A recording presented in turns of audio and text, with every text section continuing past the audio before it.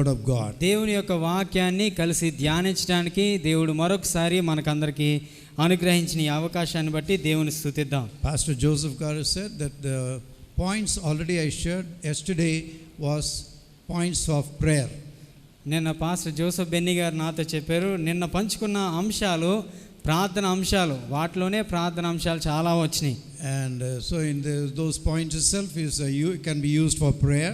మీరు మీ యొక్క అనుదిన ప్రార్థనలో మీరు రాసుకున్నట్లయితే ఆ అంశాలని మీరు జ్ఞాపకం చేసుకొని మీరు అనేక ప్రార్థన అంశాలని మీరు పొందుకోవచ్చు. Today I am supposed to share on the prayer concern. ఈరోజు నేను మిషనరీ క్షేత్రాల్లో ఉన్న ప్రార్థన అంశాలని నేను మీతో పంచుకోవాలని ఆశిస్తా ఉన్నాను. So today we will study the word of God in another angle of prayer life. దేవుని యొక్క ప్రార్థన జీవితంలో మరి మరొక కోణంలో మనం మిషనరీ పరిచర్ని మనం ఈరోజు ధ్యానం చేసుకుందాం. The same subject of evangelism and mission. Evangelism, సువార్థీకరణ, ప్రేషితోద్యమం అన్న అంశంలోనే we will study the word of God in another angle of how we can pray and what are the things that we need to pray.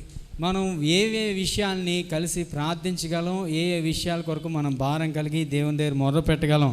Coming back to our theme verse, Matthew chapter 9.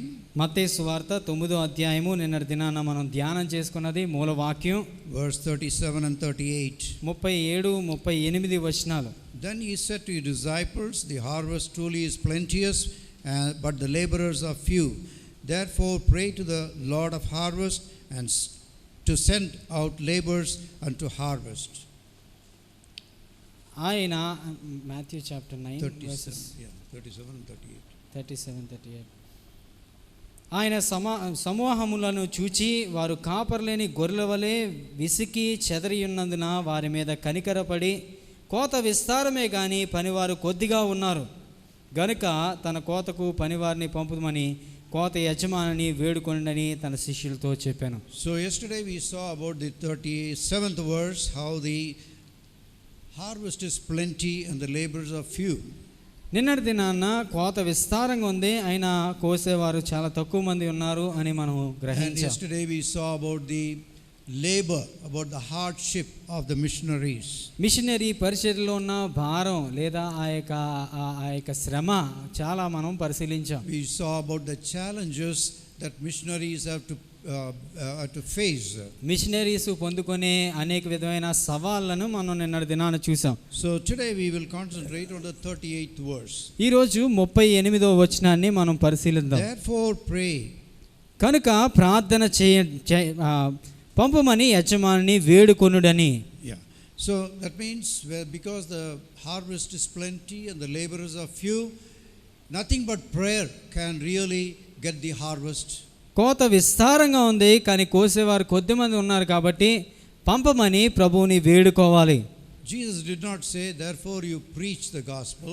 కాబట్టి మీరు వెళ్ళి ఇప్పుడు సువార్త ప్రకటించండి అని చెప్పలేదు, కానీ Yes, he told go into all the world and preach the gospel. ఆయన ముందుగా చెప్పారు మీరు వెళ్ళి సువార్త ప్రకటించండి అని చెప్పారు, కానీ he gave the great commission. ఆయన ఆ యొక్క సువార్త పిలుపుని ఆయన మనకు అందించారు. That was the concern of Jesus Christ. యేసుక్రీస్తు వారి యొక్క హృదయం అయి ఉన్నది.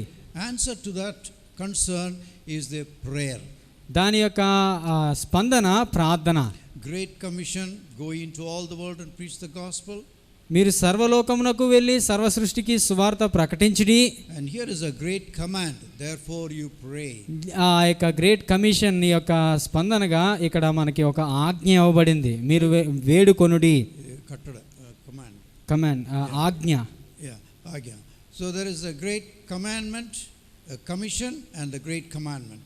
దేవుడు యేసుక్రీస్తు వారు అక్కడ భారాన్ని గురించి చెప్పిన వెంటనే ఆయన మనకి ఆజ్ఞ కూడా ఇస్తా ఉన్నారు అక్కడ ప్రార్థన చేయమని. We have both great commission and also great command of the Lord Jesus Christ. మనకి వెళ్ళమని ఆయన హెచ్చరించారు, అంత మాత్రమే కాదు వెళ్ళే వారి కొరకు ప్రార్థన చేయండి, వెళ్ళడం కొరకు ప్రార్థన చేయండి అని ఆయన ఆజ్ఞాపించారు. So both go together. కాబట్టి రెండు కూడా కలిసి వెళ్తూ ఉంటాయి. Preaching and praying should go together. ప్రార్థన చేయడం అదే విధంగా పంపడం అన్నది, సువార్థీకరణ చెప్పడం అన్నది రెండు కలిసి వెళ్తూ ఉంటాయి. That is why our early apostles they were so successful in the ministry. కాబట్టి ఆదిమ సంఘంలో ఉన్న అపోస్తులు వారి యొక్క పరిచర్యలో చాలా చక్కగా వాడబడ్డారు. Right from the first chapter of the Acts of the Apostles, we see here and there the prayer by the apostles. అపోస్తుల కార్యాల్లో మనం అక్కడక్కడ చూస్తూ ఉంటాం కదా, వారి యొక్క ప్రార్థనా జీవితం మనకి చాలా స్పష్టంగా కనిపిస్తుంది. The very first chapter itself starts with a waiting upon the Lord in prayer for 10 days. మొట్టమొదటి అధ్యాయంలోనే మనకు కనిపిస్తుంది ప్రార్థన చేసి వారు 10 దినాలు వేచి ఉండడం మనం చూస్తాం. మొట్టమొదటి అధ్యాయంలో second chapter, because of prayer they receive the Holy Spirit. అపోస్తుల కార్యాలు 2వ అధ్యాయంలో ప్రార్థన యొక్క ఫలంగా వారు ఆత్మను పొందుకోవడం మనం పరిశీలిస్తాం. And then Peter preached and 3,000 were saved. ఆ తర్వాత పేతురు బోధించాడు, ఆ బోధనకి స్పందనగా 3,000 మంది రక్షించబడడం మనం చూస్తాం. The third chapter, 3వ అధ్యాయంలోకి మనం ప్రవేశించినప్పుడు Peter and John, they went to the temple in the hour of prayer. పేతురు యోహాను వారు ప్రార్థనా సమయంలో ఆ యొక్క దేవాలయం యొక్క శృంగారం అనే దేవాలయం ద్వారం దగ్గరికి వారు వెళ్ళారు. There we saw the systematic prayer of the disciples. శిష్యుల యొక్క వారి యొక్క ఏర్పరచుకున్న క్రమమైన ప్రార్థనా పద్ధతులను మనం గమనించగలం. Just in the time of prayer they went there. వారు ప్రార్థనా సమయంలో 3 గంటల సమయానికి వారు వెళ్ళారు. And God did a miracle. దేవుడు అక్కడ ఒక అద్భుతాన్ని చేశాడు. They preached the gospel. వెంటనే వారు సువార్తను ప్రకటించారు. 5,000 people added to the church. 5,000 మంది నూతన ఆత్మలు సంఘంలో చేర్చబడ్డాయి. And then when we come to the fifth chapter, అపోస్తుల కార్యాలు 5వ అధ్యాయంలో మనం చూసినట్లయితే fourth chapter, 4వ అధ్యాయము, then they were all praying in the room, and the place where they prayed it shook. మేడగదిలో వారందరూ కలుసుకొని ప్రార్థన చేసినప్పుడు అక్కడ భూకంపం వచ్చినట్టు మనం గమనిస్తాం. So like that we see that preaching and prayer they went hand in hand. ప్రార్థన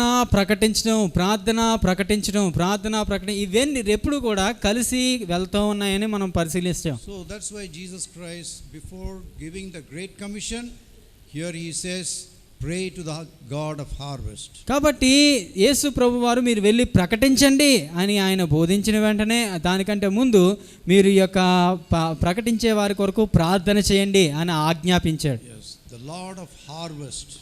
మన హార్వెస్ట్ అంటే కోత యొక్క దేవుడై ఉన్నాడు. Yeah. So that means కోత యజమాని. Yeah. The harvest has to come from God. కాబట్టి మనకి గ్రహించవలసింది కోత దేవుని యొద్ద నుండి రావాలి. So for the harvest we need to look to God. కోత కొరకు మనం దేవుని వైపు చూడడం నేర్చుకోవాలి. Sowing is man's job.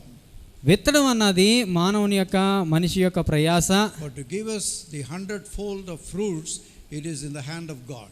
ఈ యొక్క పరిచర్యలో 100% ప్రతిఫలం రావాలంటే అది దేవుని యొక్క హస్తంలో ఉన్నది. Apostle Paul is telling, అపోస్తలుడైన పౌలు చెప్తా ఉన్నాడు, I planted, నేను నాటాను, Apollos watered it, అపోలో దానికి నీరు పోసాడు, and it is God who gave the increase. దేవుడు దానికి ఫలాన్ని దయచేశాడు. Hallelujah. Hallelujah. So we need to depend on God in prayer. కాబట్టి మనం దేవుని మీద ఆధారపడవలసి ఉన్నది. The Lord of harvest, the harvest is a term that is used in the agriculture. కోత అన్న పదాన్ని వ్యవసాయం రంగంలో మనం ఎక్కువగా వాడుతూ ఉంటాం. See, Jesus in many places he uses agricultural term. యేసు ప్రభు వారు వ్యవసాయానికి సంబంధించిన పదజాలాల్ని చాలా వాడినట్టు మనం సువార్తలో చూస్తాం. A sower went to sow the seeds. విత్తేవాడు విత్తనాలు పట్టుకొని విత్తడానికి వెళ్ళినట్టు. Then he was telling about the good wheat and the tares. ఆ యొక్క గురుగులు గోధుమలు ఆ యొక్క వేరుపరచడం గురించి ఆయన మాట్లాడాడు. Then he was telling about the trees and plants and wine and all. ఆయన ద్రాక్షవల్లి గురించి అదేవిధంగా చెట్లు ఒలీవ చెట్ల గురించి ఆయన చాలా ఉపమానాలు ఆయన బోధించినట్లు మనం చూస్తాం. So many things he explained in parables connected to irrigation. ఆయన వ్యవసాయ రంగానికి లేదా వ్యవసాయానికి సంబంధించిన అనేక కథలను ఉపమానాల్ని ఆయన బోధించేవాడు. So here we see that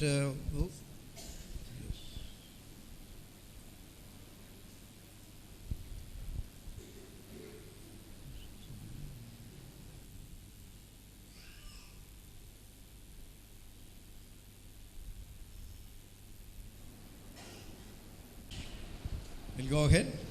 మనం ముందుకు కొనసాగుదాం. Yeah, Jesus Christ told many parables on the agricultural terms. వ్యవసాయ రంగానికి సంబంధించిన ఆ యొక్క కథలను, ఉపమానాలని ఆయన అనేక రీతుల్లో ఆయన బోధించారు. So this evening we'll be studying on one such parable. ఈ రోజు సాయంకాలం మనం అలాంటి ఒక ఉపమానాల్లో ఒక ఉపమానాన్ని మనం ధ్యానం The same చేసుకుందాం. gospel, Matthew 13 chapter. మత్తయి సువార్త 13వ అధ్యాయము. We see about the parable of the sower. అక్కడ ఆ యొక్క విత్తువాని యొక్క ఉపమానాన్ని మనం చూస్తాం. We know this very well. మనకి బాగా తెలిసిన ఉపమానం ఇది. So I don't need to explain this. నేను మొత్తం పూర్తిగా దీని గురించి నేను మీకు మరలా చెప్పాల్సిన అవసరం లేదు. So here he says finally that there will be harvest. When there is a harvest, there will be 30, 60 and 100 fold. ఇక్కడ ఉన్న ఆ యొక్క కోతలో 30 అంతలు, 60 అంతలు, 100 అంతలు ఫలాల్ని మనం చూస్తాం. So we would like to have not 30 or 60 but 100 fold, Manu- 7% result. మనం 30 అంతలు, 60 అంతల కొరకు కాదు కానీ 100 అంతల ప్రతిఫలం కొరకు మనం ఆశించాలి. So we need to pray for more harvest. కాబట్టి మనం ఎక్కువ కోత కొరకు, మనం ఎక్కువ ఫలితం కొరకు మనం ఆశపడాలి. So missionaries or evangelists or pastors, whoever it may be, those who sow the word of God, they need to put a lot of efforts.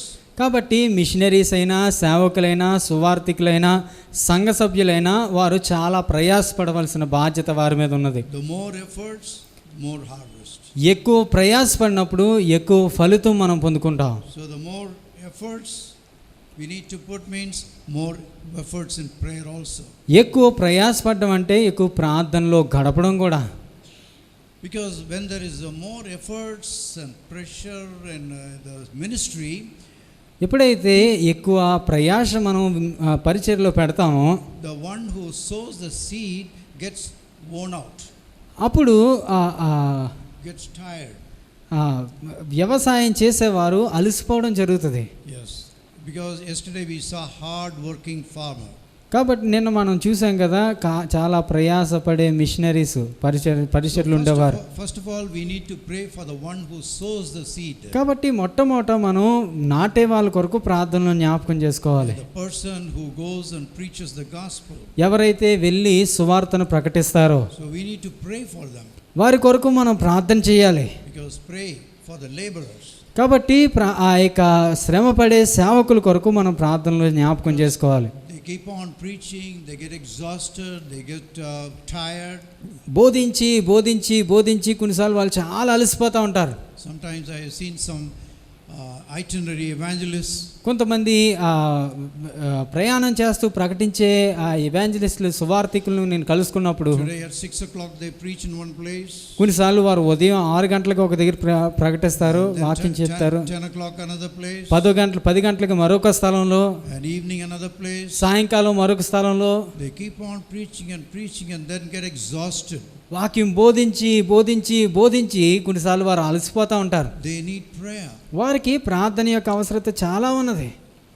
You know, suppose a carpenter, ఒక చెక్క పని చేసే వడ్రంగి మేస్త్రి గారు what does he do in the morning as he starts the work? ఆ యొక్క చెక్క పని ప్రారంభించడానికి ముందు ఏం చేస్తారు ఆయన? ఏం చేస్తారండి? వడ్రంగి మేస్త్రి మొట్టమొదట ఆయన లేచిన వెంటనే ఏం చేస్తారండి ఆయన పనిలో? Just before starting the work. ఆ పని ప్రారంభించడానికి ముందు ఆయన చేసే మొట్టమొదటి పని ఏంటి చెప్పండి? Drawing. They look at the drawing. Okay. Before starting the work. ఇంకా పని ప్రారంభించడానికి ముందుగా ప్రారంభంలో ఏం చేస్తారు?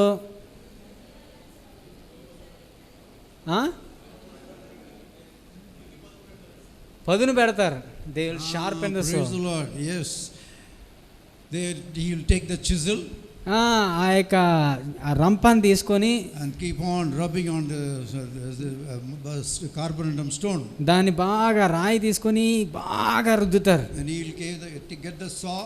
ఆ యొక్క రంపం బాగా సూదిగా అయిన తర్వాత keep filing it.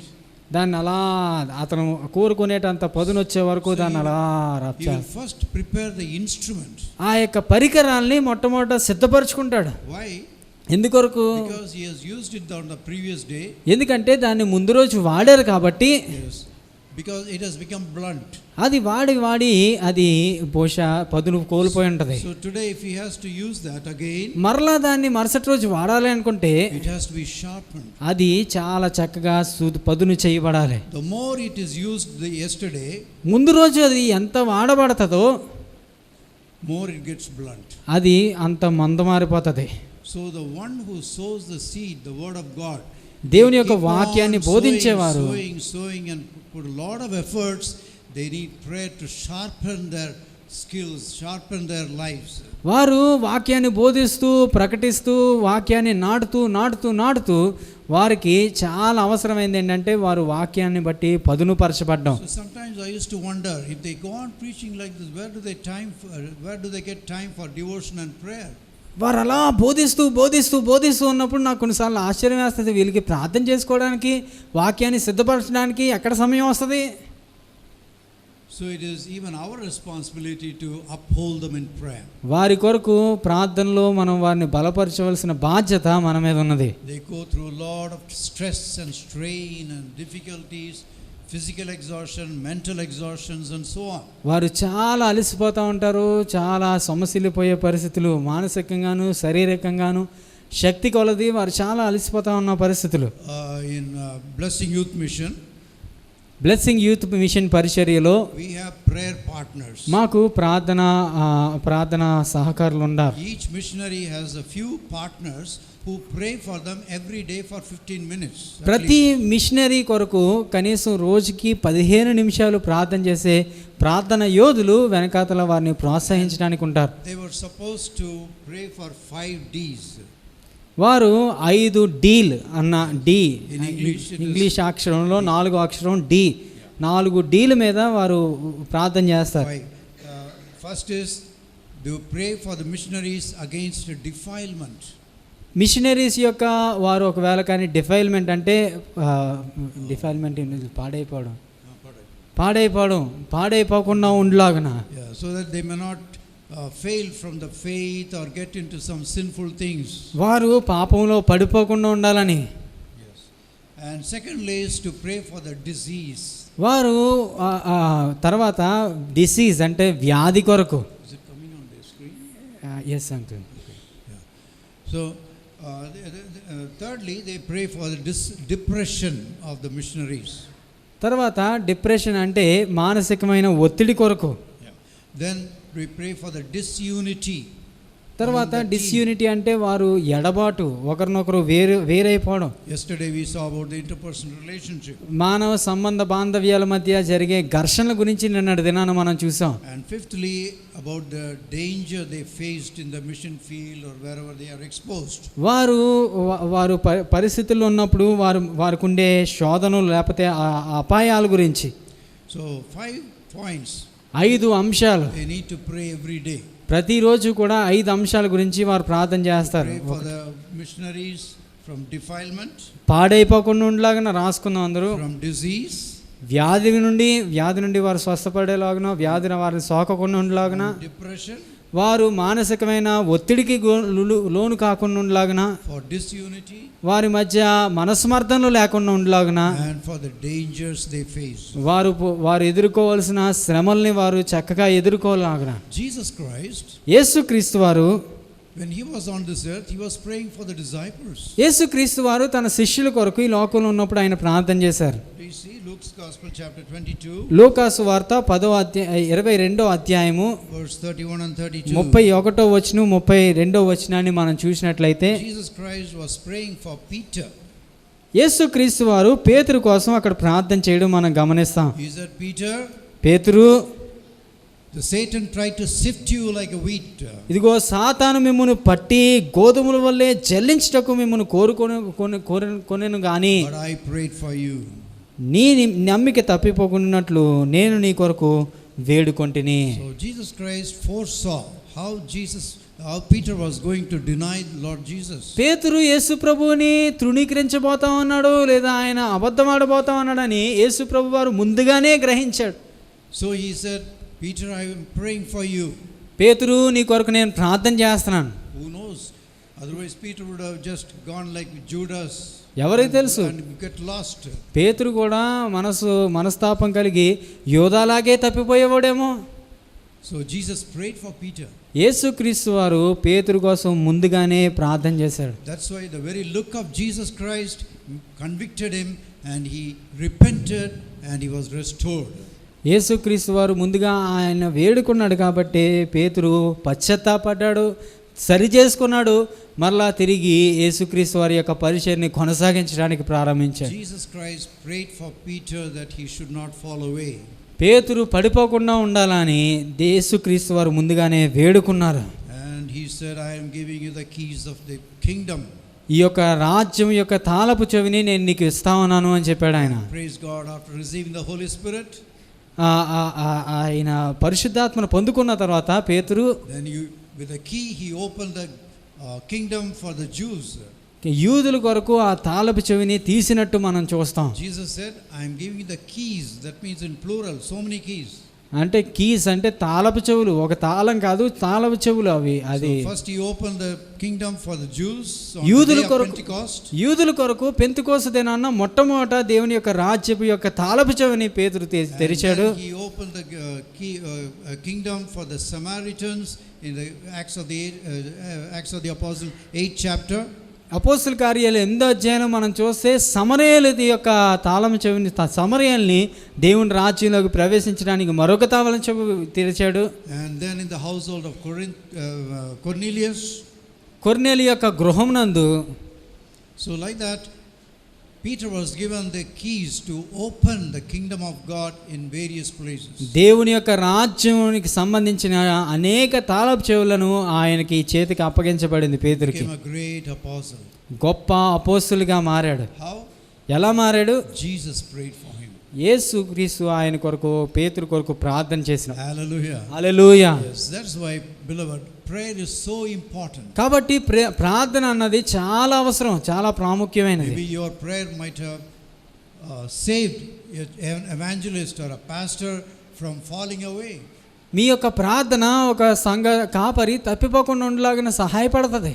Yes, your prayer can make the pastor or evangelist or a missionary to be a great preacher. ఒక వ్యక్తి దేవుని యొక్క పరిచర్యలో వాడబడుతున్న వ్యక్తికి మీ యొక్క ప్రార్థన సహకారం వల్ల చాలా బలపడడానికి, ఆత్మీయంగా బలపరచబడడానికి ఉపయోగపడుతుంది. Your prayer will help God to work, to use him mightily to open many gates for the kingdom of God. అనేక ద్వారాలు తెరవబడడానికి, దేవుని యొక్క రాజ్యంలో అనేక ద్వారాలు తెరవబడడానికి గొప్ప తాళపు చెవులుగా మీ యొక్క ప్రార్థన ఉపయోగపడుతుంది. Because the servants of God, they are being affected, they are being confronted, they are being attacked by the devil in so many ways. దేవుని యొక్క సేవకులు మరి అపవాది చేత అనేక రీతిలుగా వారు శోధించబడతా ఉన్నారు. When Jesus Christ sent 70 disciples, యేసుక్రీస్తు వారు 70 మంది సేవకులను పంపించినప్పుడు they came and told, oh Jesus, the demons are we are able to chase the demons. మేము అపవాది సాతాన్ని మేము జయించగలుగుతున్నాం. What was the response of Jesus? యేసుక్రీస్తు వారిని ఏం చెప్పాడు? మేము దయ్యాలను విదిలిస్తున్నాం అని చెప్పినప్పుడు యేసు ప్రభు వారు ఏం చెప్పారు? I saw the demons like a devil, like a Satan, like a lightning falling from heaven. సాతాను మెరుపు వలె భూమికి పడిపోవడాన్ని నేను చూస్తా ఉన్నాను అన్నాడు. Like a lightning, why he says? మెరుపులాగా అన్నాడు యేసు ప్రభు. ఎందుకు అన్నాడు మెరుపు అని? Lightning just strikes like that. మెరుపు చాలా వేగంగా అది పడిపోతుంది. Yes, the servants of God sometimes they are being struck by the Satan. సాతాను మెరుపు వలె మన యొక్క ప్రార్థనను బట్టి సాతాను మెరుపులాగా సాతాన్ని తాకుతుంది. Sometimes we wonder, why that pastor or why that evangelist, he was so nicely preaching, what happened to him today? Yes, not on the stage. కొన్నిసార్లు మనం చూస్తూ ఉంటాం కదా, అరే ఎంత గొప్ప పరిచర్య చేసినా, ఎంత గొప్ప సేవకుడు అకస్మాత్తుగా ఎంత భయంకరమైన దారుణమైన పరిస్థితుల్లో ఎలా పడిపోయాడు ఆయన? Fallen away in a sinful way. ఎలా ఈ పాపంలో ఆయన చిక్కుకొనబడ్డాడు? Or maybe that he has died in an accident. బహుశా ఒక యాక్సిడెంట్లో మరణించి ఉండొచ్చు. Or maybe he has become mental. కొన్నిసార్లు గొప్ప పరిచర్య చేసిన వాళ్ళకి మెంటల్ కూడా వచ్చి ఉండొచ్చు. Yes, I know one evangelist in Jaipur in Orissa. ఒరిస్సాలో నాకు తెలిసిన ఒక పరిచారకుని నేను ఎరుగుదును. He loved the Lord so much. దేవుణ్ణి ఎంతో ప్రేమించిన వ్యక్తి. He is from Andhra Pradesh. Andhra Pradesh నుంచి వచ్చిన He went పరిచారకుడు. all the way to Orissa to serve the Lord. Orissa రాష్ట్రానికి వెళ్ళి అక్కడ పరిచయం చేశాడు. And he was so excited to preach the gospel. సువార్తను ప్రకటించడానికి చాలా ఆసక్తిపడ్డాడు. And he was so excited that in his emotion he became mentally derailed. చాలా ఆసక్తితోటి పిచ్చివాడి కింద మారిపోయాడు. Why? ఎందుకు అలా జరగడం? Because he did not pray. బహుశా ప్రార్థనా జీవితంలో తన వైఫల్యం He was చెందుండొచ్చు. not supported by prayer. అతనికి ప్రార్థన ఆ యొక్క దళం ప్రార్థన యొక్క సపోర్ట్ అతనికి లేకపోయి ఉండొచ్చు. Like a lightning, the Satan hits God's servants. దేవుని యొక్క సేవకుల్ని అపవాది కొన్నిసార్లు మెరుపుదాడి చేయొచ్చు. That's why Jesus said, no, యేసు ప్రభు వారు అందుకే ముందుగా చెప్పారు కదా, I will strike the shepherd, the sheep will be scattered. ఆ యొక్క కాపరిని హానిపరిచినప్పుడు గొర్రెలన్నీ చెదిరిపోతాయి. When the servant of God preaches the gospel, people will gather. దేవుని యొక్క సువార్థికుడు సువార్త ప్రకటించినప్పుడు ప్రజలందరూ సమకూడతారు. When he is struck, the people scatter. ఎప్పుడైతే సేవకుడి మీద దాడి జరుగుతుందో గొర్రెలన్నీ విశ్వాసులందరూ చెదిరిపోతారు. Prayer is so much necessary for those who preach the gospel. కాబట్టి సువార్త పరిచర్య చేసేవారి కొరకు ప్రార్థన చేయడం చాలా ప్రాముఖ్యమైన అంశం. Yes, Paul, when he started the ministry, he was prayed for and sent. కాబట్టి పౌలు పరిచర్య ప్రారంభిస్తా ఉన్నప్పుడు ఒక స్థలం కొరకు ప్రార్థన చేసేవాడు. So may God help us to pray for the servants of God, especially those who sow the seed in the virgin soils like missionaries. దేవుని యొక్క పరిచర్యలో కొనసాగుతున్న సేవకుల కొరకు మనం ప్రార్థన చేయవలసిన బాధ్యత మన మీద ఉన్నది. Secondly, రెండవదిగా మనం చూసినట్లయితే we need to pray for the ground where the seed falls. నేల కొరకు మనం ప్రార్థన చేయాలి. ఎక్కడైతే విత్తనం విత్తబడుతుందో ఆ యొక్క నేల కొరకు మనం ప్రార్థన చేయాలి. భూమి కొరకు. Jesus in his a parable says, some ground brought forth 30-fold, some 60-fold, some 100-fold. యేసుక్రీస్తు వారు చెప్పిన ఉపమానంలో ఉన్నది కదా, ఒక భూమి దగ్గర 30 అంతల ఫలం వచ్చింది, మరొక భూమి దగ్గర 60 అంతల ఫలం వచ్చింది, మరొక దగ్గర 100 అంతల ఫలం వచ్చిందని. There are different kinds of people. రకరకాల ప్రజలు మనకి మనం చూస్తూ ఉంటాం. Different way they receive the gospel. దేవుని యొక్క సువార్తని వారు వినడంలో రకరకాలుగా స్పందిస్తూ ఉంటారు. We should not be satisfied with the 30 and 60-fold. మనం ఏదో ఒక 30 అంతలుగా 60 అంతలుగా వచ్చే ఆ యొక్క ఫలాన్ని బట్టి మనం తృప్తి పడిపోవడం కాదు. We need to pray for the 100-fold. మనం 100 అంతల ఫలం కొరకు మనం ఆశించవద్దులమే ఉన్నాం. 100%. 100%, 100 అంతలు. Jesus is telling about the 6 kinds of soil. యేసుక్రీస్తు వారు 6 రకాల నేలల గురించి ఆయన మాట్లాడాడు. We all know that. మనందరికీ తెలుసది. So different people, they are having different ways of receiving the word of God. మానవులు రకరకాల పరిస్థితుల్లో వారి యొక్క సువార్తకి స్పందించేవారు. Heart of the people is compared to the ground. మనుషుల యొక్క హృదయము నేలతో పోల్చబడింది. We'll see in the Matthew's Gospel chapter 13 when we come back to the parable. మత్తయి సువార్త 13వ అధ్యాయంలో మనం మళ్ళా తిరిగి ఉపమానం దగ్గరికి వచ్చినట్లయితే Shall we read 14 and 15 verses? Matthew chapter 13th chapter 14 and 15 verse. మత్తయి సువార్త 13వ అధ్యాయము 14-15 వచనాలను మనం చూసినట్లయితే అక్కడ ఈ విధంగా ఉంది. ఇందు నిమిత్తము నేను ఉపమాన రీతిగా వారికి బోధించున్నాను.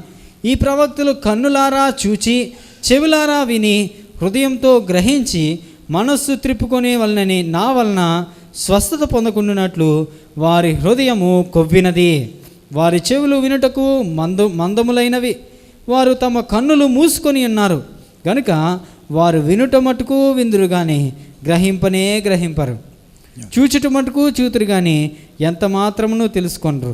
15th verse says, the heart of this people have grown dull. హృదయముతో వారు యొక్క హృదయము చాలా క్రొవ్వినదంట. And that's where the word should go.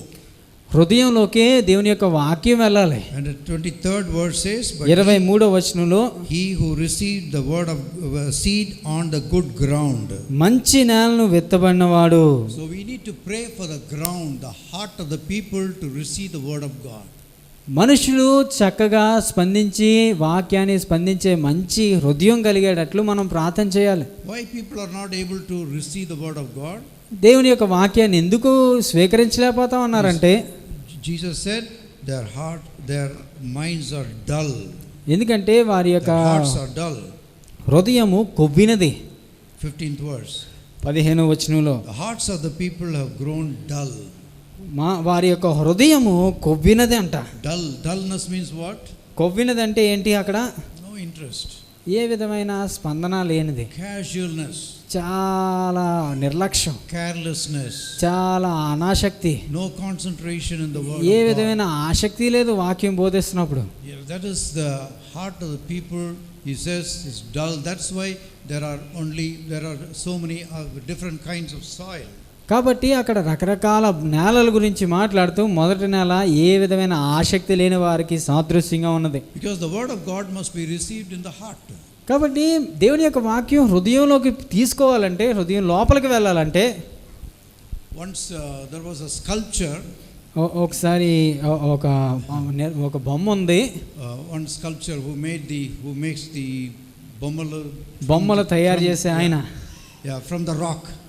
బొమ్మల్ని చెక్కే ఆయన, రాతి మీద బొమ్మల్ని చెక్కే ఆయన. So he beautifully prepared three sculptures, the bust size from the rock.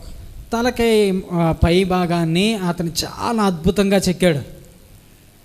And he made all the three sculptures the same pieces in the same way. ఆ మూడు విగ్రహాలని కూడా ఒకే రీతిలో ఆయన నిర్మించాడు. There is the picture. Yes, uncle. Yeah. So that means everything is same. మూడు కూడా చాలా ఒకేలాగా ఉన్నాయి. And there is no difference at all. ఆ మూడిట్లో ఏ విధమైన భేదాలు కూడా లేవు. But the sculptor who prepared it, ఆ యొక్క శిల్పి, దాన్ని చెక్కిన శిల్పి ఎలా తయారు చేశాడంటే, he said all the three are different. ఆ మూడు బొమ్మలు కూడా, ఆ మూడు ఆ యొక్క ప్రతిమలు కూడా వేరువేరుగా ఉన్నాయి. There is one feature which is different from these three. ఈ మూడు విగ్రహాల్లో లేదా ఈ యొక్క మూడు ప్రతిమల్లో ఒక్కొక్క తేడా ఉంది ఒక్కొక్క దానిలో. And many people came, experts came. చాలా నిపుణులు దాన్ని పరిశీలించడానికి చాలా మంది వచ్చారు. They examined each one. ఒక్కొక్క దాన్ని చాలా జాగ్రత్తగా పరిశీలించారు. And they lifted and saw the weight. దాన్ని ఎత్తి దాని యొక్క బరువు చూశారు. Same weight. రెండు ఒకే బరువు ఉన్నాయి, మూడు ఒకే బరువు ఉన్నాయి. Same color. ఆ మూడు ఒకే రంగులో ఉన్నాయి. They tapped, they saw the same texture. దాన్ని ఇలా కొట్టి చూశారు, అన్నిటికీ ఒకటే వ్యాసం ఉంది, మందం ఉంది. Same rock. మూడు కూడా ఒకే రాతి నుంచి చెక్కబడినవి. And they said they gave up. They said we gave up. We do not know. We cannot find. చూసిన వాళ్ళందరూ కూడా ఇంకా మా వల్ల కాదు ఇది, మేము దాన్ని పట్టుకోలేము, తేడా ఏంటో మేము గ్రహించలేం అన్నారు. Then he said, "Come, I'll show you the difference." రండి, నేను మీకు చూపిస్తాను ఇప్పుడు తేడా. And he took one wire. ఆయన ఒక వైర్ తీసుకున్నాడు ఆయన. And he inserted from one ear. ఆయన ఒక చెవిలోకి దాన్ని దూర్చాడు. And there was a hole made from one ear to another ear. అక్కడ ఒక రంధ్రం ఉంది, ఈ చెవులోంచి మరో చెవులోకి వచ్చేస్తుంది. And so through the hole the wire came from one ear to the other ear. It came out. ఆ యొక్క చెవులోంచి ఒక చెవులోంచి మరొక చెవులోకి చక్కగా వెళ్ళిపోతా ఉంది. And he went to the second piece. రెండవ ప్రతిమ దగ్గరికి వెళ్ళాడు ఆయన. And he has put the same thing, wire on one side. ఆ వైరు ఇంకో చెవులో పెట్టాడు ఆయన. And it was going, and the wire came out to the top. ఆ వైరు ఒక చెవులోంచి వెళ్ళి ఇలా పైకి వెళ్ళిపోతుంది. Through the head it came out. పైకి వెళ్ళిపోతా ఉంది, తలలోకి వెళ్ళిపోతా ఉంది. Through the head. తలలోంచి పైకి వచ్చేస్తుంది. And then he took third one. ఆయన మూడో ప్రతిమ దగ్గరికి వెళ్ళాడు. And again he put the wire inside one ear. ఒక చెవిలో ఆయన పెట్టాడు. And he was pushing it. ఆయన దానిలో ఇలా దూర్పుతా ఉన్నాడు. Again pushing some more. ఇంకా లోపల దూర్చాడు. Still pushed it. ఇంకా లోపల దూర్చాడు. ఇంకా లోపల దూర్చాడు. Nowhere it came. అది బయటికి ఏం రావట్లేదు. And he said, where it has gone? ఏమైంది? అది లోపలికి వెళ్ళింది, ఏమవుతుంది? He said it has gone inside, downwards. అప్పుడు అర్థమైంది కదా, అది హృదయంలోకి వెళ్తుంది. Yes, it has gone downwards. అది లోపలికి వెళ్తా ఉంది, కిందకి వెళ్తా ఉంది. So that is the different types of sculpture that he showed. ఆయన వారికి రకరకాల ప్రతిమలు అలాంటి 3 రకాల ప్రతిమలు మనలో వారమై ఉంటాం. I'll tell you another story. నేను మరొక కథని మీకు వివరిస్తాను. One small boy, ఒక చిన్న కుర్రవాడు 10 years old, 10 సంవత్సరాల వయసు ఉన్నవాడు used to come to the church, చర్చికి వచ్చేవాడు, సంఘానికి వచ్చేవాడు. and he used to kneel down before the altar. ఆ యొక్క మందసం ముందు లేకపోతే ఆ యొక్క బలిపీఠం ముందు మోకాలేసి ప్రార్థన చేసుకునేవాడు. And he used to always pray, Lord, bring 1 foot down. Bring 1 foot down. ప్రభువా ఒక అడుగు కిందకి దించు ప్రభువా, ఒక్క అడుగు దించండి, ఒక్క అడుగు దించండి. Like that he used to go on, keep on praying. ప్రతి చాలా అలా ప్రార్థన చేస్తూ ఉన్నాడు, ఒక అడుగు దించు ప్రభువా. The old man was sitting. ఒక ముసలాయన అక్కడ కూర్చొని వింటున్నాడు. He used to hear this. ఏం ప్రార్థన చేస్తున్నాడు వినేవాడు ఈ ముసలాయన. Day after day he used to pray like that. రోజు ప్రభువా ఒక అడుగు దించు ప్రభువా, ప్రభువా ఒక అడుగు దించు ప్రభువా అని ప్రార్థన చేసేవాడు. ఆ ముసలాయన్ని ఆయన పిలిచాడు. Hey, what is this you are telling every day? నువ్వు రోజు ఏంటయ్యా చెప్తున్నావు? Every day you are praying, ఒక్క అడుగు దించండి, ఒక్క అడుగు దించండి, ఒక్క అడుగు దించండి అని ప్రార్థన చేస్తున్నావు. What is that? ఏంటి దాని అర్థం ఏంటి? See uncle, my daddy knows everything in the Bible. మా నాన్నగారికి బైబిల్లో అన్నీ తెలుసండి. He has got very good Bible knowledge. మా నాన్నగారికి బైబిల్ జ్ఞానం పాండిత్యం చాలా ఎక్కువ ఉంది. But everything is in his head. ప్రతిదీ కూడా మా నాన్నగారికి తలలోనే ఉంది. So all his head knowledge could come to the heart. ఆయన యొక్క తలలో ఉండిపోయిన ఆ యొక్క జ్ఞానం అంతా కూడా హృదయంలోకి రావాలి. Why? ఎందుకు? Because the head knowledge will not be any use. కాబట్టి మనకు తెలుసు తలలో ఉండిపోయిన ఆ యొక్క జ్ఞానం అన్నది దేనికి పనిచేయదు. So there are so many people, చాలా మంది మనుషులు ఉంటారు, hear from one ear and leave it through the other ear. ఒక చెవితో విని మరొక చెవితో వదిలేసేవారు. And people, those who hear sometime and then it goes to the head. కొంతమందికి ఒక చెవితో వింటారు, అది అలా తలలోకి వెళ్ళిపోతూ ఉంటుంది. They like Bible studies. వారికి బైబిల్ స్టడీ అంటే చాలా ఇష్టం. Take notes. చక్కగా నోట్స్ రాసేసుకుంటూ ఉంటారు. Gather the notes. ఆ నోట్స్ అంతటినీ వాళ్ళు చక్కగా తీసుకుంటూ ఉంటారు. And preserve it very well. అబ్బో చాలా చక్కగా దాచుకుంటూ ఉంటారు. And they are proud to say that we know the whole Bible. మాకు చాలా తెలుసు అన్న జ్ఞానం గురించిన గర్వంతో వారు కళ్ళు మూసిపోయి ఉంటారు. Can they bring forth fruit? వారు ఏదైనా ఫలం పొందుతారా, ఫలం కలిగి ఉంటారా? The word must get into the heart. వాక్యము హృదయంలోకి వెళ్ళాలి. When we hear the word of God, దేవుని యొక్క వాక్యం మనం విన్నప్పుడు, when it goes into the heart, అది మన హృదయంలోకి వెళ్ళినప్పుడు, then only it can bring forth fruits. అప్పుడే ఆ వాక్యం ఫలిస్తుంది. The seed must be sown in the heart. వాక్యము హృదయంలో నాటబడాలి. If the heart is hard, హృదయం కఠినమైపోతే then it cannot bring forth fruit. అప్పుడు వాక్యానికి తగిన ఫలితం రాదు. If the heart is filled with worldly things, ఎప్పుడైతే ఆ యొక్క హృదయం అన్నది ఈ యొక్క శరీరక సంబంధమైన విషయాలతో నింపబడుతుందో, thorns will come and choke it. ఆ యొక్క ముళ్ళు వచ్చి వాక్యాన్ని అణిచివేస్తాయి. So as we hear the word of God, దేవుని యొక్క వాక్యం మనం వింటున్నప్పుడు it must be saturated with prayer.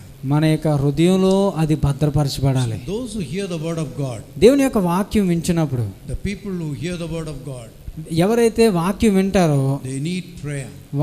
వారి కొరకు కూడా మనం ప్రార్థన The చేయాలి. seed must be watered. ఆ యొక్క విత్తనం నీళ్లు పోయబడాలి. Prayer is like watering the seed. ప్రార్థన అన్నది నీరు పోసే లాంటిది. So we need to pray for the word of God that is being sown in the world. విత్తనం నాటబడిన తర్వాత ఆ యొక్క నాటబడిన విత్తనం కొరకు మనం ప్రార్థన చేయాలి. So the people of the world, when they hear the gospel, their heart must be enlightened. వారు వాక్యాన్ని వినిన తర్వాత వాక్యాన్ని బట్టి వారి హృదయాలు వెలిగించబడాలి. Apostle Paul is telling in 2 Corinthians 4th chapter 3rd verse to 6th verse. అపోస్తలుడైన పౌలు 2 Corinthians chapter 2 4, కొరింథీయులకు రాసిన పత్రిక 4వ అధ్యాయంలో 3 to 6. 2 Corinthians chapter 4 verse 3 to 6. 3వ వచనం 4వ వచనంలో, మా సువార్త మరుగు చేయబడిన ఎల్ల నశించిన వారి విషయంలోనే మరుగు చేయబడి ఉన్నది. దేవుని స్వరూపి అయిన క్రీస్తు మహిమను కనుపరచు సువార్త ప్రకాశము వారికి ప్రకాశింపకుండా నిమిత్తము ఈ యుగ సంబంధమైన దేవత అవిశ్వాసులైన వారి మనోనేత్రములను గుడ్డితనము కలుగజేసెను. Whose mind the God of this age is blinded. ఈ యొక్క ఈ లోక సంబంధమైన ఆత్మ సువార్త వినకుండా గుడ్డితనం కలిగజేసిందంట. It is a gospel which can enlighten, it can open the eyes of the people to see the God. సువార్తని చూడడానికి కళ్ళు తెరవబడడానికి ఈ యొక్క లోక సంబంధమైన ఆత్మ కళ్ళు మూసేస్తా ఉంది. 2 Corinthians chapter 4 verse 6 says, కొరింథీయులకు రాసిన 2వ పత్రిక 3వ అధ్యాయం 6వ వచనంలో రాయబడింది, the God who commanded the light in the darkness through the word of God, he commanded the same light of the gospel through the knowledge of the Lord Jesus Christ. అంధకారంలో నుండి వెలుగు ప్రకాశించును గాక అని పలికిన దేవుడే తన మహిమను గుర్చిన జ్ఞానము యేసుక్రీస్తునందు వెల్లడిపరచుటకు మా హృదయంలో ప్రకాశించెను. Jesus Christ and the gospel only can enlighten the people. యేసుక్రీస్తు సువార్త మాత్రమే మనుషుల యొక్క హృదయాన్ని ప్రకాశింపచేయగలదు. So we need to pray. కాబట్టి మనం ప్రార్థన చేయాలి. Their eyes may be opened. వారి యొక్క మనోనేత్రాలు తెరవబడలాగున, so that they will be able to receive the word of God and be enlightened by the gospel. సువార్తను బట్టి వారి హృదయాలు వికసించేలాగున, ప్రకాశించేలాగున. In Ephesians chapter 1 verse 16 and 18, ఎఫెసీయులకు రాసిన పత్రిక 1వ అధ్యాయము 16-17 వచనాల్లో మనం చూసినట్లయితే Paul is praying for the Ephesians. ఎఫెసీ సంఘం కొరకు పౌలు ప్రార్థన చేస్తా ఉన్నాడు. That your eyes of understanding may be open to see what is the riches and greatness of the power and the grace of God. 16వ వచనంలో ఈ విధంగా ఉన్నది, మీ విషయమే మానక దేవునికి కృతజ్ఞతలు చెల్లించుచున్నాను, మరియు మా మనోనేత్రములు వెలిగింపబడినందున ఆయన మిమ్మల్ని పిలిచిన పిలుపు వలెనైన నిరీక్షణ ఎట్టిదో, పరిశుద్ధులలో ఆయన స్వాస్యం యొక్క మహిమైశ్వర్యం ఎట్టిదో ఆయన క్రీస్తునందు వినియోగపరిచిన బలాతిశయమును బట్టి విశ్వసించుచు మన యందు ఆయన చూపుచున్న తన శక్తి యొక్క అపరిమితమైన మహత్యం ఎట్టిదో మీరు తెలుసుకొనవలెను. So for the eyes of the understanding to be opened, prayer is required. మనోనేత్రాలు తెరవబడాలంటే చాలా అవసరమైంది ప్రార్థన. And thirdly, మూడవదిగా మనం పరిశీలించినట్లయితే we need to pray for the seed that is being sown. ఆ నాటబడిన విత్తనం నాటబడుట కొరకు ప్రార్థన చేయాలి. We have to pray for the seed. విత్తనం నాటబడినప్పుడు, what is the seed? విత్తనం అంటే ఏంటి? It is the word of God. వాక్యము. Yes, please see Luke's Gospel chapter 8 verse 11. లూకా సువార్త 8వ అధ్యాయము 11వ వచనంలో మనం చూస్తాం.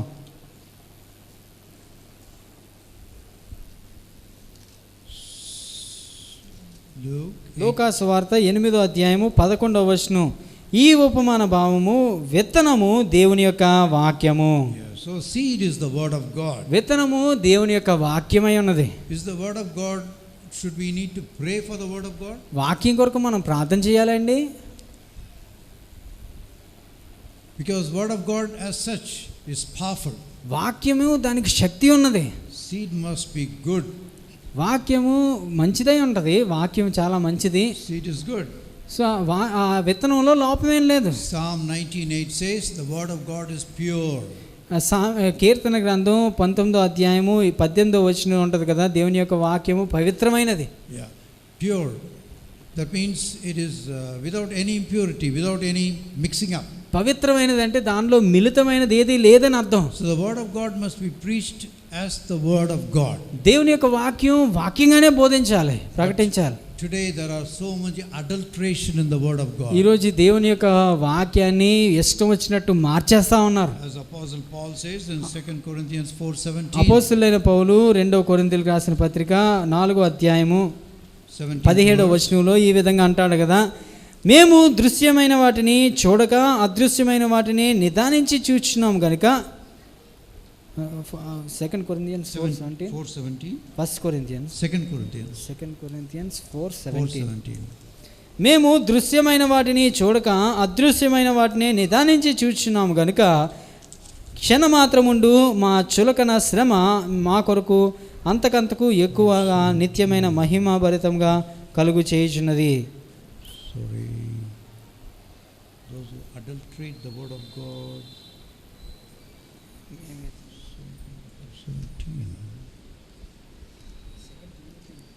No, second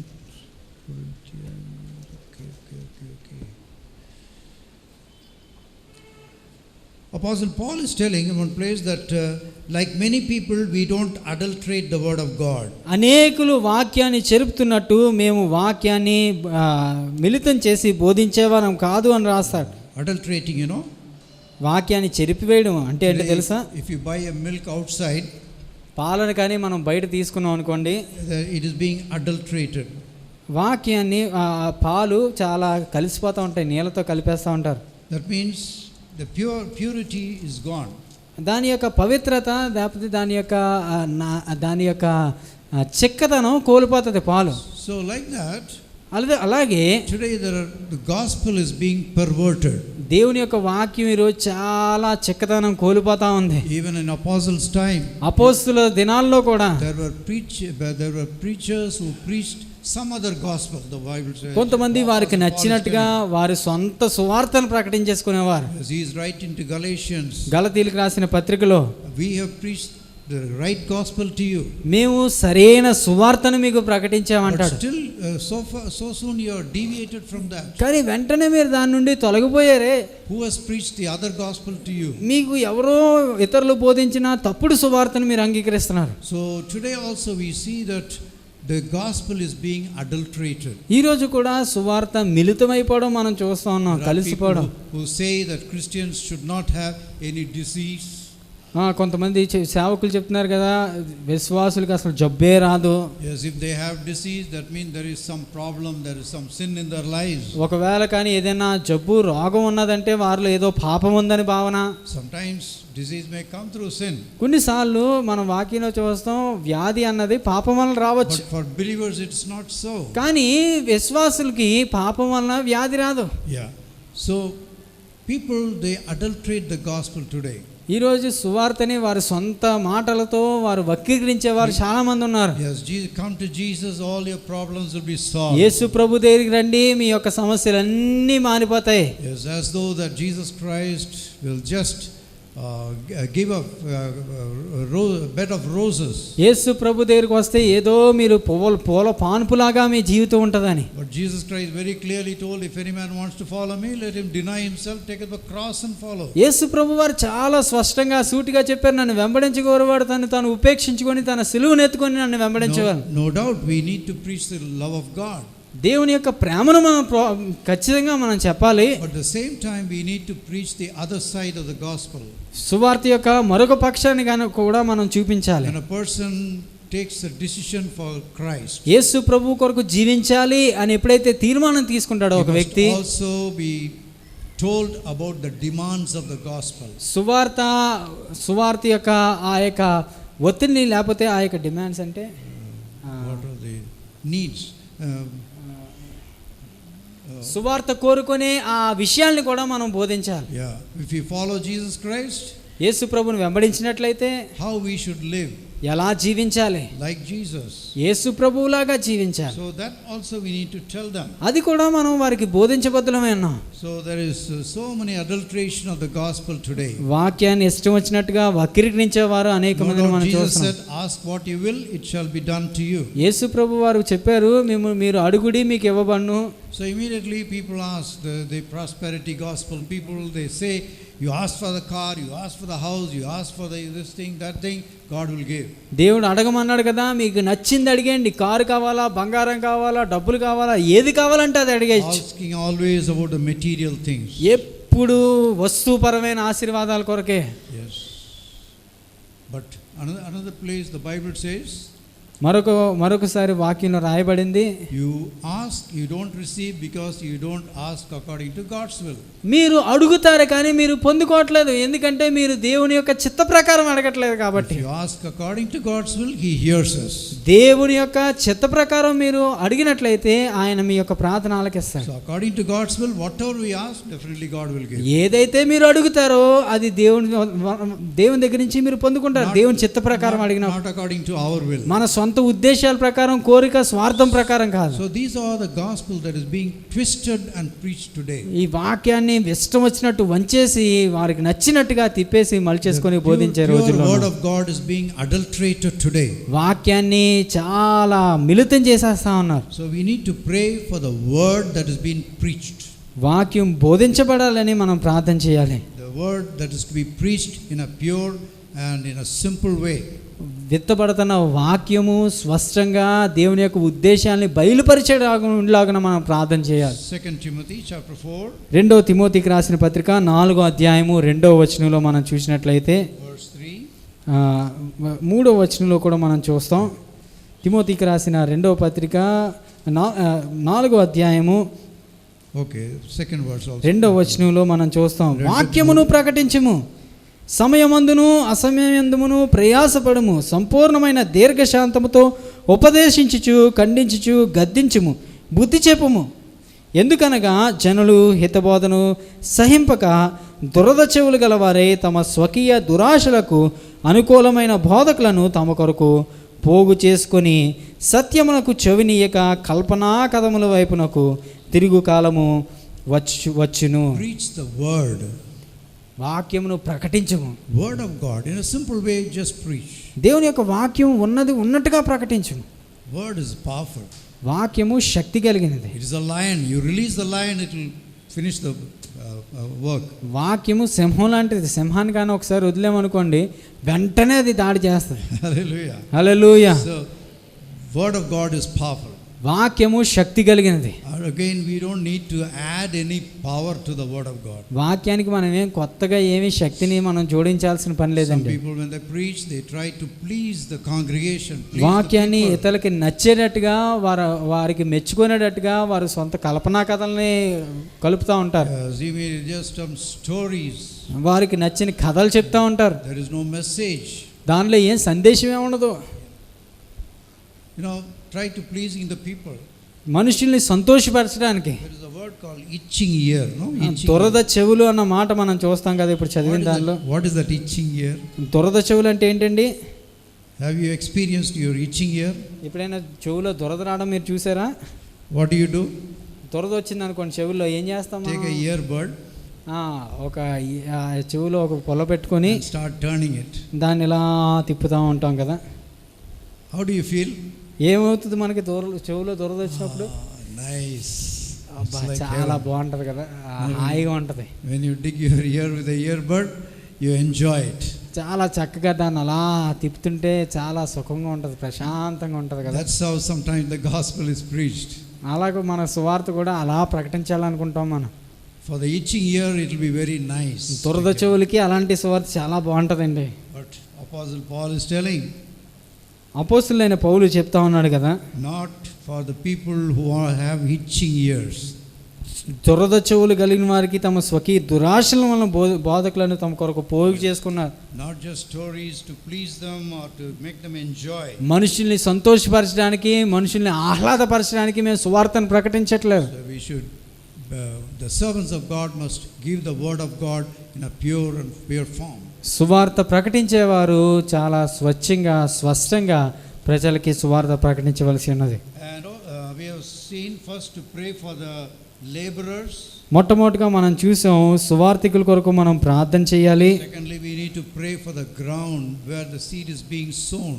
రెండవదిగా మనం చూసాం ఆ సువార్త ప్రకటించే ఆ యొక్క స్థలం కొరకు మనం ప్రార్థన చేయాలి. So that God will prepare the hearts of the people who hear the gospel. దేవుడు మానవుని యొక్క హృదయాన్ని ఆయన స్పందించేలాగున. And thirdly, we saw that we should pray for the seed, for the gospel. మూడవదిగా మనం చూసాం ఆ యొక్క వాక్యం కొరకు మనం ప్రార్థన చేయాలి, విత్తబడిన నాటబడిన ఆ విత్తనం కొరకు. Then when the seed is sown, ఆ విత్తనం నాటబడిన తర్వాత it must grow. అది ఎదగాలి. Recently we put some vegetable garden, in our vegetable garden, some seeds. మా యొక్క పెరట్లో మేము కొన్ని కాయగూరల మొక్కల్ని మేము నాటాం. And some seeds we put. కొన్ని విత్తనాలని, కాయగూర విత్తనాలని మేము పెట్టాం, నాటాం. And we poured some water. మేము కొంచెం నీళ్ళు అలా చల్లాం.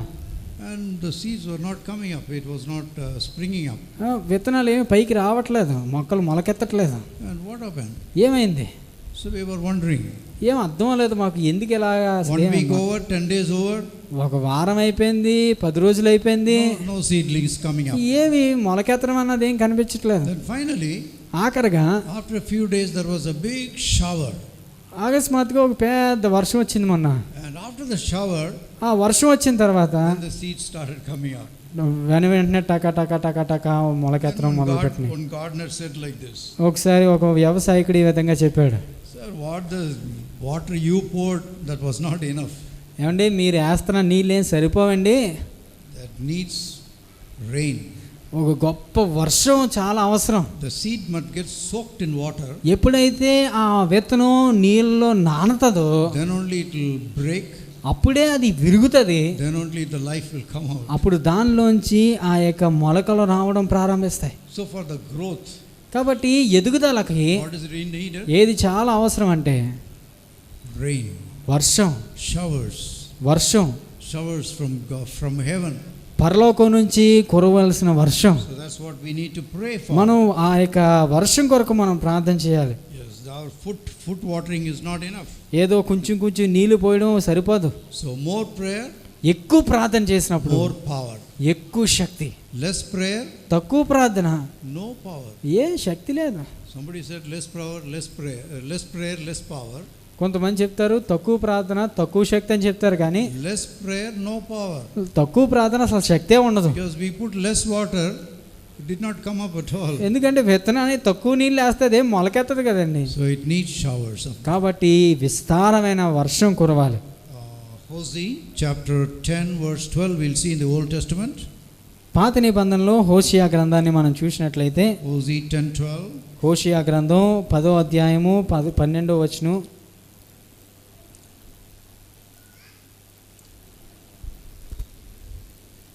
Hosea 12వ వచనంలో మనకి ఈ విధంగా ఉంది, నీతి ఫలించినట్లు మీరు విత్తనము వేయుడి, ప్రేమయను కోత మీరు కోయుడి, యెహోవాను వెదుటకు ఇదే సమయము. Sow the seed, విత్తనాన్ని వేయండి, reap, మీరు దాన్ని break up the fallow ground. నీతిని ఫలం ఇచ్చినట్లు మీరు విత్తనం వేయుడి, ప్రేమయను కోత మీరు కోయుడి. Time to seek the Lord. దేవుని యందు కనిపెట్టడం. So we need to seek the Lord for showers, for the rain. యెహోవాను వెతకుడి. దేవుని కొరకు మనం కనిపెట్టడం నేర్చుకోవాలి, వెతకడం నేర్చుకోవాలి. He comes and rains, it is written. It comes and rains. వెతుకుటకు ఇదే సమయము. కనుక ఆయన ప్రత్యక్షమై మీ మీద నీతి వర్షము కురిపించినట్లు ఇదివరకెన్నడూ దున్నని బీడు భూమి దున్నుడి. Hallelujah. Hallelujah. Yes, when we ask the Lord, దేవుని మనం వేడుకున్నప్పుడు, yes, when we seek the Lord, He దేవుని will give the rain. దేవుని మనం వెతికినప్పుడు, ఆయన్ని అడిగినప్పుడు ఆయన వర్షాన్ని కురిపిస్తాడు. And again coming to Joel's, next to Joel, మనం next book, యోబేలు గ్రంథాన్ని మనం చూసినట్లయితే 2:23. 2వ అధ్యాయము 23వ వచనంలో, సియోను జనులారా ఉత్సహించి మీ దేవుడైన యెహోవా యందు సంతోషించుడి, తన నీతిని బట్టి ఆయన తొలకరి వర్షమును మీకు అనుగ్రహించును, వాన కురిపించి పూర్వమందు వలె తొలకరి వర్షమును కడవరి వర్షమును మీకు అనుగ్రహించును. Praise the Lord. Hallelujah. So then the 24th verse is 24వ వచనంలో ఈ విధంగా ఉంది, కొట్లలో ధాన్యముతో నిండును, కొత్త ద్రాక్ష రసమును కొత్త తైలమును గానుగకు పైగా పొర్లి పారును. Yes, there is when we pray, God gives rain. మనం ప్రార్థన చేసినప్పుడు దేవుడు వర్షాన్ని కురిపిస్తాడు. Then the Bible says, Bible చెప్తా ఉంది, the threshing floor will be full of wheat. అక్కడ మనం చూసినట్లయితే గానుగ చక్కగా పొర్లుతుంది. 100 folds of fruits. 100% ఫలం మనం పొందుకుంటాం. And the vats shall be overflow with wine, new wine. ఆ ద్రాక్ష రసమును కొత్త తైలమును గానుగకు పైగా పొర్లి పారును. Overflow. పొర్లి పారేనట్టు 100-fold. 100 ప్రతిఫలం. So that means prayer can bring showers of blessing. ప్రార్థన వర్షాన్ని తొలకరి వారిని కురిపిస్తుంది. Blessing on the seed. ఆశీర్వాదం అనే ఆ యొక్క వర్షాన్ని కురిపిస్తుంది. And again turning on to Zechariah chapter 10. Zechariah గ్రంథాన్ని మనం చూసినట్లయితే 10వ అధ్యాయము First verse. మొదటి వచనం. జకరియా గ్రంథం 10వ అధ్యాయము మొదటి వచనం. Ask the Lord for the rain in the time of latter rain. The Lord will make flashing clouds, and He will give them showers of rain, grass in the field for everyone. కడవరి వాన కాలమున వర్షము దయచేయమని యెహోవాను వేడుకొనిడి. ప్రతివాని చేనిలోను పైరు మొలిచినట్లు యెహోవా మెరుపులను పుట్టించును. ఆయన వానలు మెండుగా కురిపించును. So if we want abundance of fruit, మనకి విస్తారమైన ఫలం రావాలనుకుంటే then we need to pray for the rain, for the blessing of God on the seed. మనం వర్షం కొరకు ప్రార్థన చేయాలి. And fifthly, ఐదవదిగా మనం చూసినట్లయితే once the seed comes as a seedling, then it has to grow. ఎప్పుడైతే ఈ యొక్క మొలకలు ఎత్తడం ప్రారంభిస్తుందో అది ఎదగాలి. God's people should grow. ఆ ఎదుగుదల అన్నది విశ్వాస జీవితానికి చాలా ప్రాముఖ్యం. After they are one for the Lord from outside, when they come into the church, the believers have to grow. ఎప్పుడైతే వారు విశ్వాస జీవితంలో యేసు ప్రభువుని వారు అంగీకరిస్తారో వారు నూతన విశ్వాసంలో ఎదుగుతూ ఉండాలి. Yes, for that also what do we need? వృద్ధి చెందడానికి ఏం కావాలి? The word of God.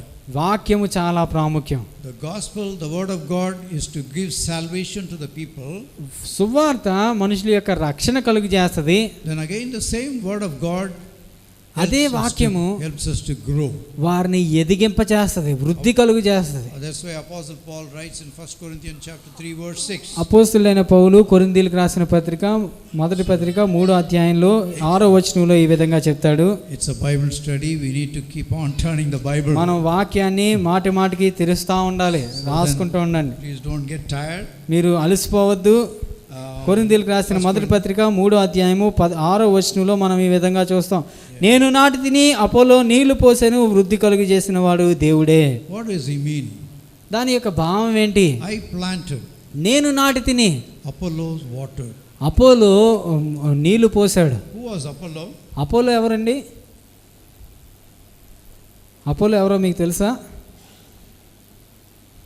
He was a man from Greece, from Greek, you know. He was a Greek. Greece దేశానికి సంబంధించిన వాడు. Greeks are supposed to be very intelligent people. Greek దేశానికి సంబంధించిన వారు చాలా జ్ఞానం కలిగిన వారే ఉంటారు. And about Apollos we see in Acts of the Apostles 18th chapter. అపోస్తుల కార్యాలు 18వ అధ్యాయంలో మనం అపోలో గురించి మనం చూస్తాం. Who he was Apollos and his qualifications. Apollo గురించి అతనికి కలిగిన ఆ యొక్క విషయాల గురించి మనం చూస్తాం. అపోస్తుల కార్యాలు 18వ అధ్యాయం 24వ వచనంలో అలెగ్జాండ్రియా వాడైన అపోలో అను ఒక యూదుడు ఎఫెసునకు వచ్చెను. అతడు విద్వాంసుడును లేఖనముల యందు ప్రవీణుడై ఉండెను. అతడు ప్రభు మార్గమును విషయమై ఉపదేశము పొంది తన ఆత్మయందు తీవ్రపడి యోహాను బాప్తిసం మాత్రమే కొనిన వాడైనను యేసును గూర్చిన సంగతులు విని వివరముగా చెప్పి. Okay, that means this man was instructed in the way of the Lord. ఈ వ్యక్తిని మనం చూసినట్లయితే అతడు బోధించబడ్డాడు. He was fervent in the spirit. అతడు ఆత్మచేత నడిపించబడ్డాడు, ఆత్మచేత నింపబడ్డాడు. He spoke and taught accurately the things of the Lord. అతడు చాలా చక్కగా ధైర్యంగా ఆ యొక్క బోధించడాన్ని మనం గమనిస్తాం ఆరంభించాడు. He was a teacher of the Bible. వాక్యాన్ని ఉపదేశించే బోధకుడు, లేఖనాల్ని బోధించే బోధకుడు. Apostle Paul, he says, I planted. అపోస్తలుడైన పౌలు చెప్తా ఉన్నాడు, నేను నాటాను. That means he brought the people to the Lord. అపోస్తలుడైన పౌలు ప్రజల్ని యేసుక్రీస్తు వద్దకు నడిపిస్తే Apollos watered it. అపోలో దానికి నీళ్లు పోసాడంట. Yes, what is water? నీళ్లు పోయడం అంటే ఏంటండి? Here it speaks about the word of God. వాక్యాన్ని బోధించడం అని వివరిస్తా ఉంది. When Jesus Christ told to Nicodemus, నికోదేముకి యేసు ప్రభు చెప్తా ఉన్నప్పుడు, you are born of water and of the spirit. నువ్వు నీటి మూలముగాను ఆత్మల మూలముగాను జన్మించకపోయినట్లయితే. There what the water means? అక్కడ నీళ్లు అంటే ఏంటి? It is through the word of God. దేవుని యొక్క వాక్యము చేత. You are born again through the word of God. నీవు వాక్యము చేత నూతన జన్మ పొందుకుంటావు. So even in Ephesians chapter 5 verse 25 also says we are washed, we are sanctified by the word of God. ఎఫెసీయులకు రాసిన పత్రిక 5వ అధ్యాయం 25వ వచనంలో కూడా ఉంటుంది, మనం నీటి మూలంగా పవిత్రపరచబడితిమి. Sanctified by the water, the word of God. Means నీళ్లు అనగా దేవుని యొక్క వాక్యం మూలంగా మీరు పవిత్రపరచబడితే. there also we see the water, the word of God is compared to the water. అక్కడ కూడా మనం చూస్తాం నీళ్లను అనగా దేవుని యొక్క వాక్యంతో పోల్చబడింది. So Apollos watering is Apollos word of God that he taught the believers.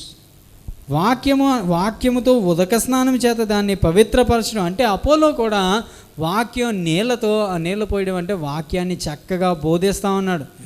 So that means a believer who comes to the Lord, who is just planted in the church, must receive the word of God.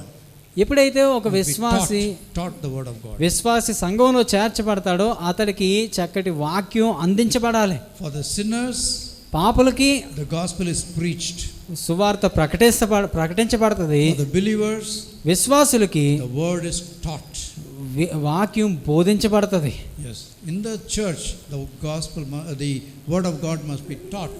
సంఘంలో దేవుని యొక్క వాక్యం బోధించబడాలి. Why? ఎందుకోసం? It should grow. ఎదుగుదల కలగాలంటే. Yes, the plant should grow. ఆ యొక్క మొక్క ఎదగాలి. Then only it can mature.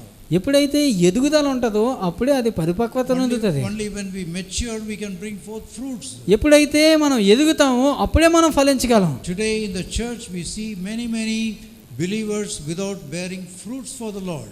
చాలా మంది విశ్వాసులు ఈ రోజు ఏ విధమైన ఫలము లేని వారిగా ఉంటా ఉన్నారు. Once I asked the pastor, are you taking the believers for the outreach for preaching the gospel? నేను ఒకసారి ఒక పాస్టర్ గారిని అడిగాను, అయ్యా మీరు మీ యొక్క సంఘస్థుల్ని మీరు సువార్త ప్రకటన కొరకు తీసుకొని వెళ్తా ఉన్నారా? There are believers who are attending the church for more than 10 years.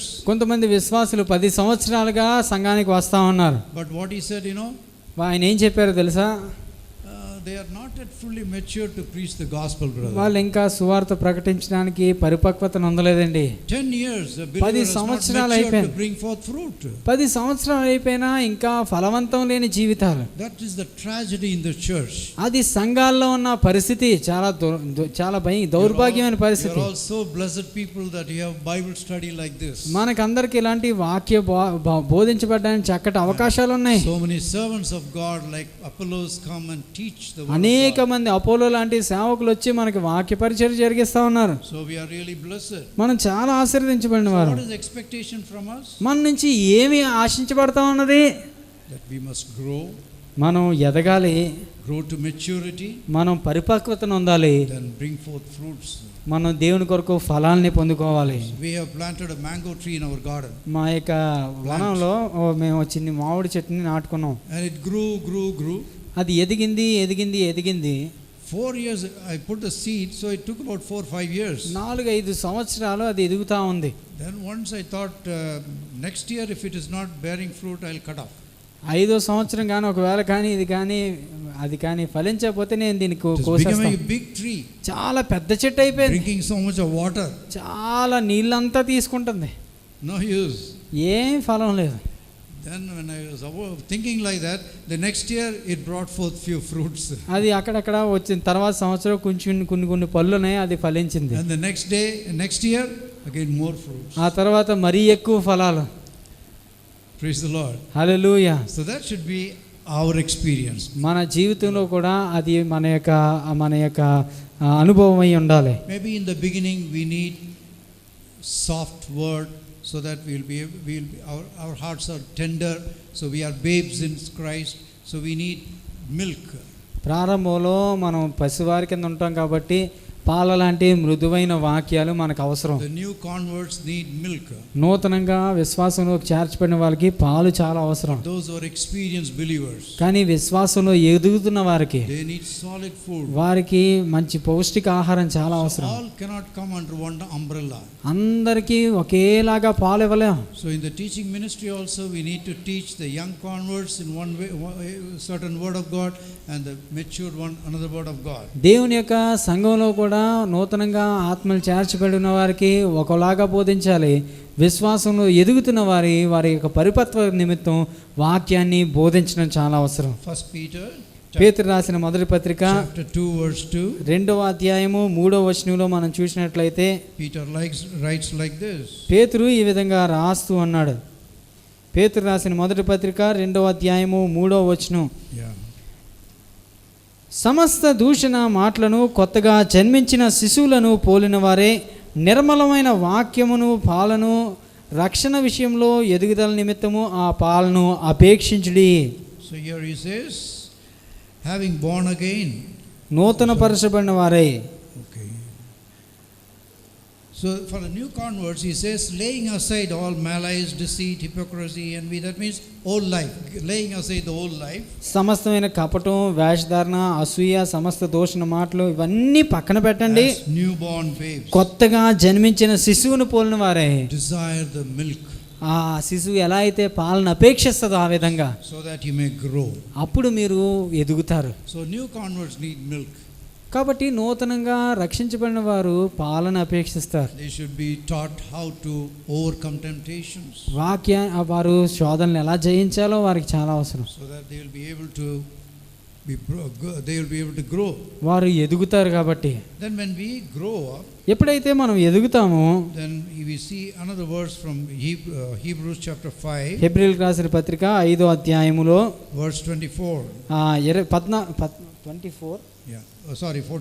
14వ వచనాన్ని మనం చూసినట్లయితే హెబ్రీయులకు రాసిన పత్రిక 5వ అధ్యాయము 14వ వచనంలో, వయస్సు వచ్చిన వారు అభ్యాసము చేత మేలు కీడులను వివేచించుటకు సాధకము చేయబడిన జ్ఞానేంద్రియములు కలిగి ఉన్నారు గనుక బలమైన ఆహారము వారికే తగును. So we need to discern between the babes and the grown-ups. కాబట్టి మనకి పసిపిల్లలు ఎవరు, ఎదుగుతున్న వారు ఎవరు అన్నది మనం గుర్తించాలి. So as we grow, మనం ఎదుగుతున్న కొద్దీ, grow to maturity, మనం పరిపక్వత నొందుతున్న కొద్దీ we are expected to bring forth fruits. మనం ఫలించే వారిగా ఉండాలని దేవుడు ఆశిస్తా ఉన్నాడు. And Galatians chapter 4, గలతీయులకు రాసిన పత్రిక 4వ అధ్యాయము, Apostle Paul's prayer for Galatians. అపోస్తులైన పౌలు గలతీ సంఘం కొరకు ఈ విధంగా ప్రార్థన చేస్తా ఉన్నాడు. Grow to maturity. మీరు పరిపక్వత నొందాలి. So that they will become like Christ. మీరు క్రీస్తు వలె రూపమారునట్లు క్రీస్తు స్వరూపమును మీ యందు ఏర్పరచబడే వరకు మీ విషయమే మరలా మాకు ప్రసవ వేదన కలుగుచున్నది. He says, I have a labor pain, so నాకు the Christ will be formed in you. మీరు క్రీస్తు స్వరూపంలో మారలాగన మాకు మరలా ప్రసవ వేదన కలుగుతా ఉంది. Yes, that's Apostle Paul's prayer. అది అపోస్తులైన పౌలు యొక్క ప్రార్థన. It means the Galatians should grow. గలతీయులు ఎదగాలన్న భారం. So also for growth we need prayer. కాబట్టి పరిపక్వత వృద్ధి కలగాలంటే మనం ప్రార్థన చేయాలి. And then we see we need to pray for the for the word of God to grow so that we may patiently wait. తర్వాత మనం చూసినట్లయితే సహనం కొరకు మనం ప్రార్థన చేయాలి. Yes, waiting in prayer. సహనం కొరకు, ఓపిక కొరకు, సహనం కొరకు మనం ప్రార్థన చేయాలి. Farmer who sows the seed, ఒక విత్తనాన్ని నాటిన ఆ యొక్క వ్యవసాయకుడు he must wait till the harvest comes. ఆ యొక్క విత్తనం ఫలించేటంత వరకు కూడా సహనం కలిగి ఉండాలి. The nature takes its own time. ఆ యొక్క ప్రకృతి చాలా కాలం తీసుకుంటుంది, సమయం తీసుకుంటుంది. Very often young people, యవనస్తులు మనం చూసినట్లయితే, చిన్నపిల్లలు మనం చూసినట్లయితే, when they just come to the Lord, వారు నూతనంగా దేవుని దగ్గరికి వచ్చినప్పుడు immediately they pop up. Immediately they emotionally they pop up saying, I have this gift, I have this talents. నూతనంగా విశ్వాసంలో చేర్చబడిన తర్వాత చాలామంది గొంతులేస్తూ ఉంటారు, నాకు అది ఉంది, నాకు ఇది ఉంది, నాకు ఆత్మ ఉంది, నాకు ఈ ఆత్మ ఉంది. Oh, I have to do this thing for the Lord, that thing for the Lord. దేవుని కొరకు నేను అది చేయాలి, దేవుని కొరకు నేను ఇది చేయాలి, నేను అలా వాడబడాలి, ఇలా వాడబడాలి. Yeah. They need to wait to grow and mature and take big fruits. కానీ ఫలించాలంటే పరిపక్వత నొందాలి. దానికోసం మనకి సహనం అన్నది చాలా అవసరం. James 5:7. యాకోబు పత్రిక 5వ అధ్యాయము 7వ వచనంలో మనం చూసినట్లయితే, the farmer has to wait for the fruit. ఆ యొక్క వ్యవసాయకుడు ఫలం కొరకు వేచి ఉండాలి, కనిపెట్టాలి అని మనం చూస్తాం. Shall we read that? ఒకసారి చదువుదాం. యాకోబు పత్రిక 5వ అధ్యాయము 7వ వచనాన్ని మనం చూసినట్లయితే ఈ విధంగా, సహోదరులారా, ప్రభువు రాకడ వరకు ఓపిక కలిగి యుండుడి. చూడుడి, వ్యవసాయకుడు తొలకరి వర్షంను కడవరి వర్షంను సమకూడు వరకు విలువైన భూఫలము నిమిత్తము ఓపికతో కాచుకొనుచు దాని కొరకు కనిపెట్టును కదా. He waits patiently until the latter rain. ఆ వ్యవసాయకుడు ఓపికతో వర్షం కొరకు కనిపెడతా ఉంటాడు. Yes, so also we need to wait on the Lord. దేవుని యందు మనం కనిపెట్టాలి. Waiting in prayer. దేవుని యందు ప్రార్థనలో మనం కనిపెట్టాలి ఓపిక కలిగి. So the word of God will grow in our lives. అప్పుడు దేవుని యొక్క వాక్యం మన హృదయంలో పరిపక్వత నొందుతుంది. And also in the life of God's people. దేవుని యొక్క ప్రజల జీవితంలో కూడా Yes, we need to wait on the Lord. దేవుని యందు మనం కనిపెట్టాలి. Ecclesiastes 11:1 also says, ప్రసంగి 11వ అధ్యాయము 1వ వచనంలో మనం చూసినట్లయితే sow your seed. అక్కడ విత్తనం విత్తబడిన తర్వాత You will find it after many days. అక్కడ మనం చూస్తే నీ ఆహారమును నేల మీద వేయము, చాలా దినములైన తర్వాత అది నీకు కనబడును. What is that aharam? ఆహారం అంటే ఏంటది? Seed. ఆహారం అంటే విత్తనం. Seed is the bread, you know. విత్తనం అంటే ఆహారం. Suppose wheat, the bread is made out of wheat.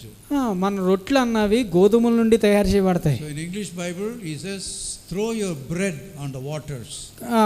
English బైబిల్లో మనం చూసినట్లయితే మీ యొక్క రొట్టెను నీళ్ళ మీద వేయుడి అని ఉంటది. The other sense it means the seed, the word of God. దేవుని యొక్క వాక్యం అంటే విత్తనం, వాక్యాన్ని మీరు నీళ్ళ మీద వేయండి. Keep on sowing the word of God. దేవుని యొక్క వాక్యాన్ని జల్లండి వేయండి. Yes. You do not know which seed will come up, which seed will give 30-fold, which seed will give 60-fold, which seed will give 100-fold, we do not know. మనకి తెలియదు ఏ భూమి 30 అంతలుగా ఫలిస్తుంది, ఏ భూమి 60 అంతలుగా ఫలిస్తుంది, ఏ భూమి 100 అంతలుగా ఫలిస్తుందో మనకు తెలియదు. So that's what the wisest man Solomon says. జ్ఞానవంతుడైన సొలొమోను దాని గురించే చెప్తా ఉన్నాడు. You do not know which one will come up. మనకి తెలియదు ఏ ఒక విత్తనం మొలకెత్తుతుందో. You do not know when it will come up. ఎప్పుడు వస్తుందో మనకు తెలియదు. Keep sowing the seed. మీరు వెయ్యండి, ఆహారం నేల మీద వెయ్యండి. And wait for the time. మీరు సమయం కొరకు వేచి ఉండండి. So we need to wait patiently. మనం సహనంగా కనిపెట్టడం నేర్చుకోవాలి. Means we have to pray for the patience. మనం ప్రార్థన సహనం కొరకు ప్రార్థన చేయాలి. Even Jesus Christ, యేసుక్రీస్తు వారు కూడా when he was formed in the womb, ఆయన తల్లి గర్భంలో నిర్మించబడతా ఉన్నప్పుడు it took 40 weeks. 40 మనలాగే ఆయన కూడా 40 వారాలు ఆయన తల్లి గర్భంలో వేచి ఉండాల్సి వచ్చింది. It takes time. కాబట్టి మనందరికీ పరిపక్వత పొందడానికి సమయం ఉన్నది పడుతుంది. Galatians 4:4 says, గలతీయులకు రాసిన పత్రిక 4వ అధ్యాయం 4వ వచనంలో ఉంటది, when the time come, fullness of time, when the fullness of time came, God sent his son. కాలము సంపరిపూర్ణమైనప్పుడు దేవుడు తన కుమారుని పంపెను. That means for everything God has a time. కాబట్టి ప్రతి దానికి కూడా సమయం ఉన్నది. As I told you about our mango tree in the garden, మా యొక్క పెరట్లో ఉన్న మామిడి చెట్టు గురించి నేను చెప్పినట్లు I became little impatient, so that I was thinking of cutting it. చాలా అసహనం వచ్చింది, అది కోసేద్దాం, ఇంకా దాన్ని నరికేద్దాం అనుకున్నాను. When I waited for another one more year, ఒక సంవత్సరాన్ని అలా ఆగి కనిపెట్టినప్పుడు it brought forth fruit. అది అప్పుడు ఫలించడం మొదలు పెట్టింది. So even in our churches, even మన యొక్క సంఘాల్లో కూడా some people, if they do not grow as we grow, మనం ఎదిగినట్లుగా అందరూ కొన్నిసార్లు ఎదగకపోవచ్చు. so we need to be patient with them. మనం వారి ఎడల సహనాన్ని కలిగి ఉండాలి. Or that what we should do, దాని కొరకు మనం ఏం చేయాలి? we have to pray for them. మనం వారి కొరకు ప్రార్థనలో కనిపెట్టాలి. Yes, the farmer waits patiently. ఎలాగైతే ఒక వ్యవసాయకుడు ఓపికతో సహనంతో కనిపెడతాడో ఆ విధంగా. So we need to pray. All the fields, all the persons, they don't respond in the same time. All the people, they don't respond to the gospel. అందరూ కూడా ఒకే విధంగా వాక్యాన్ని స్పందించరు. Yes, when some people they don't receive the word of God, we cannot condemn them. ఎవరైనా కొంతమంది వాక్యాన్ని స్పందించకపోతే వారిని తృణీకరించకూడదు. So in our mission, we have a field in Orissa. మాకు ఒరిస్సా ప్రాంతంలో మిషన్ క్షేత్రం ఉంది. And in 1982 we started in one area to preach the gospel. 1982వ సంవత్సరంలో మేము ఒక ప్రాంతంలో సువార్త ప్రకటించడం మొదలుపెట్టాం. And for about 9 years we kept on sowing the seed. 9 సంవత్సరాలుగా సువార్తను ప్రకటిస్తూ వచ్చాం. And there was no fruit. ఎవ్వరు కూడా వాక్యాన్ని స్పందించలేదు. Yes, it is a very interior place. అది చాలా మారుమూల ప్రాంతం. అది a place called Umarkot. Umerkot అన్న ప్రదేశం in Koraput district. కోరాపూర్ ఆ జిల్లాలో ఉమర్కోట్ అన్న ప్రదేశం అది. So missionary were sowing every day, go reach out the people, talk to the people and comfort the people, solve their problems. So many things they did. Missionaries వెళ్తూ ఉన్నారు, వాళ్ళ మధ్యకి వెళ్తూ ఉన్నారు, బోధిస్తూ ఉన్నారు, ప్రకటిస్తూ ఉన్నారు, ప్రోత్సహిస్తూ ఉన్నారు, చాలా ప్రయాసపడ్డారు. From 82 to 1990.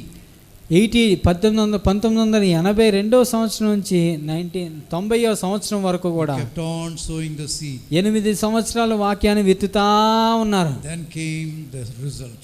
అప్పుడు ఫలం రావడం After మొదలుపెట్టింది. 1990, 1990వ సంవత్సరం తర్వాత in that area there was some miracles. అక్కడ చుట్టుపక్కల ప్రాంతంలో కొన్ని అద్భుతాలు జరిగినాయి. Demons were cast out. కొన్ని దయ్యాలు వదిలించబడ్డాయి. In one place people they prayed for the rain. It literally rained. ఒక ప్రాంతంలో వర్షం కోసం ప్రార్థన చేస్తే నిజంగా వర్షం కురిసింది. There were miracles. అక్కడ అద్భుతాలు దేవుడు చేశారు, Healings. స్వస్థతలు దేవుడు చేశారు. So one after another, village by village, they started coming to the Lord.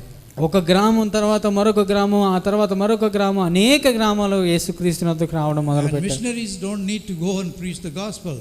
ఇప్పుడు మిషనరీస్ వెళ్ళి ఆ గ్రామాలకు వెళ్ళి ప్రకటించాల్సిన అవసరం లేదు. In one village, if one family is saved, ఒక గ్రామంలో ఒక కుటుంబం వారు రక్షించబడితే weekly they have a hut called the weekly market, no?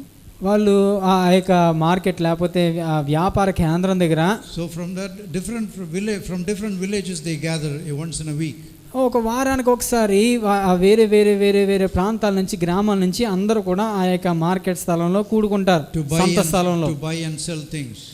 సంత దగ్గరికి వెళ్ళి వాళ్ళు కొన్ని వస్తువులు అయ్యి కొనుక్కుంటూ ఉంటారు. That time the saved family, when they go there, రక్షించబడిన కుటుంబం అలాంటి సంత దగ్గరికి వెళ్తారు. the relatives from another village they come there. వేరే బంధువులు వేరే గ్రామం నుంచి ఆ ప్రాంతానికి వస్తారు. And they will see we believed in Jesus Christ. He has given us joy and we are now worshiping the real God. వారు వాళ్ళ బంధువులతో పంచుకుంటారు. ఇదిగోండి మమ్మల్ని చూడండి, మేము ఇప్పుడు యేసుక్రీస్తుని నమ్ముకున్నాం, మాకు నిజమైన సంతోషం ఏంటో, సమాధానం అంటే ఏంటో తెలిసింది. And that person will say, oh, like that only, why not we also here? You ask those sirs to come and ayahs to come and preach to us also. అప్పుడు వారు కూడా స్పందిస్తూ ఉంటారు, ఆహా అంత మంచిదా, అంత సంతోషమా, మీరు అంత సమాధానాన్ని పొందుకున్నారా, అయితే ఆ పరిచారకుల్ని మా ఇంటికి కూడా ఆహ్వానిస్తాం, మాకు కూడా సంతోషాన్ని చెప్పండి. People themselves will try to reach the people. ప్రజలు వారంతటి వారే ఇతరుల్ని ఆకర్షించేటట్టుగా తయారవుతారు. The mission that is called the people's movement. కాబట్టి మిషన్ పరిచర్యలో ప్రజల యొక్క పరిచర్య అన్న జరుగుతూ ఉంది. People they themselves move the gospel. ప్రజలు వారంతటదే వారే ప్రభావితం చెంది సువార్తను ప్రకటిస్తూ ఉన్నారు. Like that in that area alone we have about 200 village congregations. అదే ప్రాంతంలో ఇంచుమించు 200 గ్రామంలో విశ్వాసులు ఉండడం జరుగుతుంది. Hallelujah. Hallelujah. And we have elders in every church. ప్రతి గ్రామంలో కూడా ఒక్కొక్క విశ్వాసానికి చెందిన పెద్దలు ఉన్నారు. Once in 3 months we have a training for the elders. ఆ యొక్క పెద్దలకి మేము 3 నెలలకు ఒకసారి మేము ట్రైనింగ్ ఇస్తా ఉన్నాం. And they go and reach their own people. వారి యొక్క ప్రజల్ని వారే చేరుకుంటా ఉన్నారు. Preach the gospel and strengthen the believers, pray with them.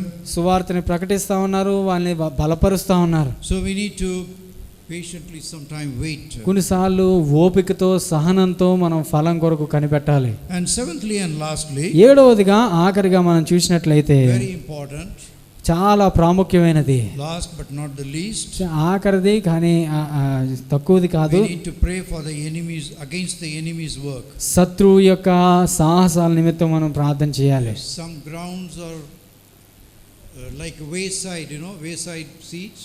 కొన్నిసార్లు త్రోవ పక్కన పడే విత్తనాలు ఉంటాయి కదా, What happened to them?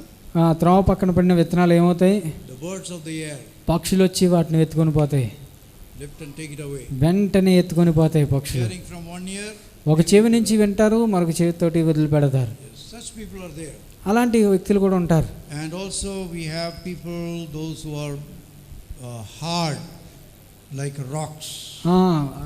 కఠినపరచబడిన హృదయాలు లాంటి నేల కలిగిన వారు ఉంటారు. See the gospel, సువార్తను స్వీకరిస్తారు, but no faith. వారిలో విశ్వాసం ఏమాత్రం ఉండదు. It does no roots. ఆ వేరు లోపల తనడానికి, లోపలికి వెళ్ళడానికి అవకాశం లేదు. So no fruits. కాబట్టి ఏదైనా ఫలం లేనివారు. Then some people choked by the earthly cares and worries. కాబట్టి కొంతమందిని మనం చూసినట్లయితే లోక సంబంధమైన ఐహిక విచారాలతో పట్టుకొనబడిన వారు ఉంటారు. Like the plant who are choked by the thorns. ముళ్ళ పొదల్లో అణిచివేయబడిన మొక్కలాగా. The Then they accept the Lord. యేసు ప్రభుని వారు స్వీకరిస్తారు కానీ Because of trials, problems, difficulties, they leave the ఆ Lord. శ్రమల వలన కష్టాల వలన వారు అణిచివేయబడతారు. All these things, what happen? Who does it? ఇవన్నీ ఎవరు చేస్తా ఉన్నారు? It is the enemy. ఇది శత్రువు యొక్క పని అయి ఉన్నది. Enemy tries to choke the word of God in those who hear the word of God. శత్రువు వాక్యానికి వ్యతిరేకంగా ఫలం లేకుండా చేయడానికి ప్రయత్నిస్తా ఉన్నాడు. And he also sows tares, as Jesus Christ told in another parable. మరొక ఉపమానంలో యేసుక్రీస్తు చెప్పినప్పుడు గోధుమల మధ్య గురుగులు కూడా విత్తుతా ఉన్నాడు శత్రువు. Missionaries, they sow the seed. Missionaries లేకపోతే దేవుని యొక్క పరిచారకులు విత్తనాలను విత్తినప్పుడు, వాక్యాన్ని విత్తినప్పుడు, Gospel seed. సువార్త అనే ఫలాన్ని వారు విత్తినప్పుడు, విత్తనాన్ని విత్తినప్పుడు The enemy comes and sows the tares. శత్రువు వారి మధ్య గురుగులను విత్తుతా ఉన్నాడు. So that affects the growth of the wheat. అది యొక్క వాక్యాన్ని ఫలం రాకుండా ఆ యొక్క గురుగులు అడ్డగిస్తా ఉన్నాయి. So there is no much time. Apostle Paul, when he was preaching in Ephesians, అపోస్తలుడైన పౌలు ఎఫెస్సి సంఘానికి ఆయన బోధిస్తూ ఉన్నప్పుడు, it is written in the Acts of the Apostles 19th chapter. అపోస్తల కార్యాలు 19వ అధ్యాయము 9వ వచనం రాయబడింది. He preached the gospel to the Ephesians. ఎఫెస్సి అన్న ప్రాంతంలో అపోస్తలుడైన పౌలు పరిచర్య చేస్తా ఉన్నాడు. Baptized them. వారిని అక్కడ బాప్తిసం ఇచ్చాడు. Then what happened? ఆ తర్వాత ఏం జరిగింది అంటే, 9th verse we see some people, they drew away the people from believing the gospel. అక్కడ మనం చూసినట్లయితే శిష్యులను ప్రత్యేకపరచుకొని అక్కడ వారికి శ్రమలో పాలు చేయడానికి కొంతమంది ప్రయత్నిస్తా ఉన్నారు. He says they are evil men. వారు దుర్మార్గులైన వారు. Yeah. They put tares in the hearts of the people. వారు ప్రజల యొక్క హృదయంలో, శిష్యుల యొక్క హృదయంలో, దేవుని యందు విశ్వాసించే వారి హృదయంలో ముళ్ళ పదులు, గురుగులు లాంటి వాటిని విత్తుతా ఉన్నారు. And later on, when he in another trip, when he came to Ephesus, ఎఫెసీకి మరొకసారి అపోస్తలుడైన పౌలు వచ్చినప్పుడు he gathered all the elders of the Ephesian church. ఎఫెసీ సంఘంలో ఉన్న పెద్దలందరినీ కూర్చాడు. Acts of the Apostle 20th chapter. 20వ అధ్యాయము 29వ వచనంలో మనం చూసినట్లయితే, There we see the 20th chapter, we see that he is advising the Ephesians elders.